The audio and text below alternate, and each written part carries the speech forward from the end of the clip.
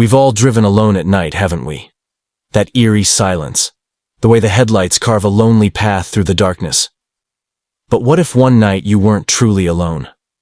What if the road had secrets, and so did your own past? Before we begin, if you love thrilling stories with unexpected twists, don't forget to like, subscribe, and comment your thoughts. Now, let's begin. Lena gripped the steering wheel, her eyes heavy with exhaustion. She had been driving for hours, the endless stretch of highway blurring into a hypnotic monotony. Rain drizzled lightly, streaking across the windshield in uneven rivulets. The only sound was the rhythmic thud-thud of tires against the wet pavement. Her phone vibrated against the dashboard, but she ignored it. She knew what it was. Her mother, worried, asking if she had reached home safely. A road sign flickered in her headlights.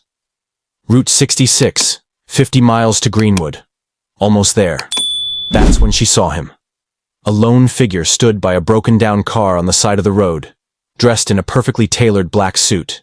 He was motionless, except for his head, which turned slightly as her car approached. Lena hesitated. Picking up hitchhikers was never a good idea. But something about him. He didn't look desperate.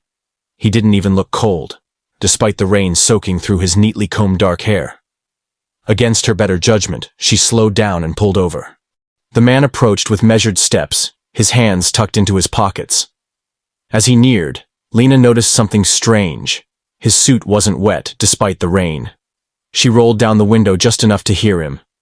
"Car trouble?" The man gave a small, polite smile. "You could say that." His voice was smooth, like someone who rarely needed to raise it.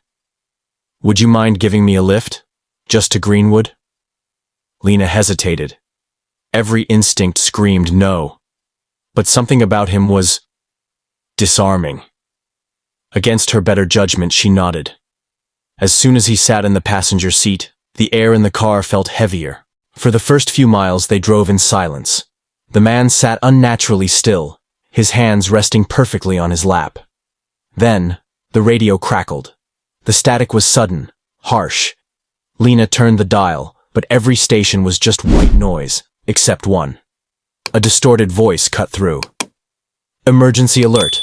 A fatal accident reported on Route 66. The driver of the vehicle did not survive." Lena frowned. That was odd. Why would that be an emergency broadcast? The man finally spoke. "Strange, isn't it?" She glanced at him. "What is?" He smiled. "The way some people disappear before they realize they're gone." Her phone buzzed again.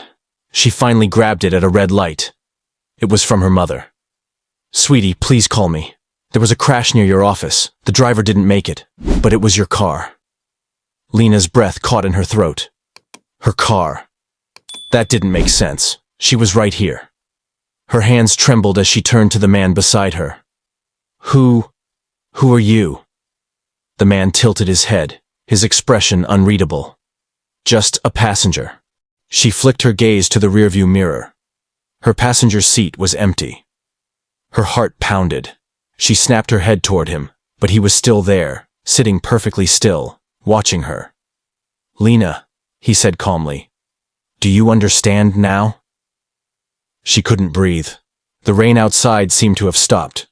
The road ahead was gone.